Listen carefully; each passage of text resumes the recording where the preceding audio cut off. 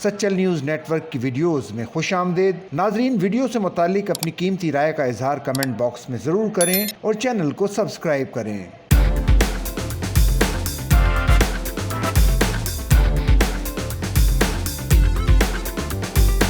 ईद उल अज़हा से कबल ऐसे वाक़यात सामने आते हैं जिनमें कहा जाता है कि किस तरह कुर्बानी के जानवरों की खरीदारी में उनके साथ धोखा किया गया। एक शहरी अपने तल्ख तजर्बे में बताते हैं कि मंडी में उन्होंने एक सेहतमंद जानवर का इंतखाब किया और व्यापारी से कीमत भी कम करवाने में कामयाब हो गए। वो बताते हैं कि इस जानवर को देख के उनके पड़ोसी काफी खुश हुए, लेकिन ये खुशी ज्यादा देर कायम नहीं रही। सिर्फ एक ही रात में इस जानवर का वजन कम हो गया। उनका ख्याल है कि इनसे धोखा हुआ और इस जानवर का वजन किसी मसनूई तरीके से ज्यादा किया गया था। इन हालात में सवाल ये है कि एक सेहतमंद और हर तरह ऐब से पाक मवेशी खरीदने के लिए क्या एहतियाती तदाबीर इख्तियार की जा सकती हैं और धोखाधड़ी से कैसे बचा जा सकता है, वो भी ऐसे बड़े शहरों में जहाँ ईद कुर्बान से कबल कायम की जाने वाली आर्जी मंडियों में मुख्तलिफ व्यापारी दूर पार से मवेशी लेकर आते हैं। एक सादा तरीका तो ये है कि किसी जाने पहचाने व्यापारी से ही जानवर खरीदा जाए या फिर किसी ऐसे माहिर को खरीदारी के वक्त साथ रखा जाए जो मवेशियों के बारे में इल्म रखता हो। लेकिन वो अफराद क्या करें जिनके लिए दोनों ही मुमकिन नहीं, या फिर ऐसे अफराद जो पहली बार कुर्बानी के लिए मवेशी की खरीदारी करने जा रहे हैं। वेटरनरी डॉक्टरों का कहना है कि खरीदारी दिन में करें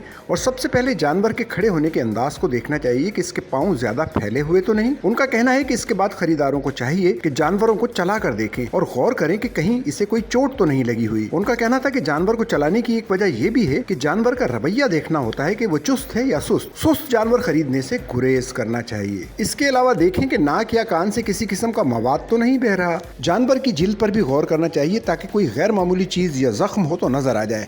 इसके बाद मुंह देखें कि इसमें छाले तो नहीं। फिर अंदर से रंग देखें, बहुत ज्यादा लाल या पीला रंग हो तो ये किसी मसले की निशानी हो सकती है। उनके मुताबिक जानवरों को घर ले जाने के बाद भी मुनासिब खुराक का ख्याल रखना चाहिए और बहुत ज्यादा खिलाने पिलाने से परहेज करना चाहिए, क्योंकि इसकी वजह से जानवर को बदहजमी हो सकती है।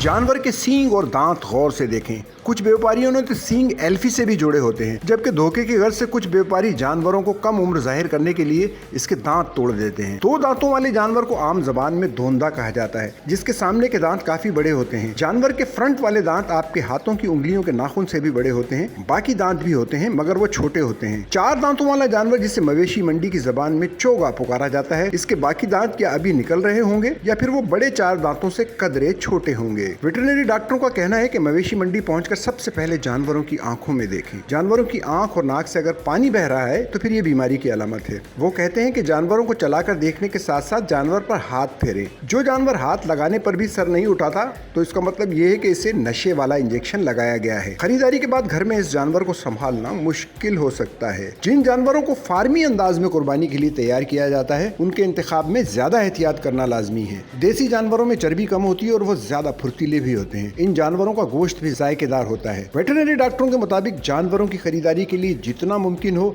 इतनी ही ज्यादा मवेशी मंडियों का रुख किया जाए और खरीदारी में गैर जरूरी उजलत से बचा जाए।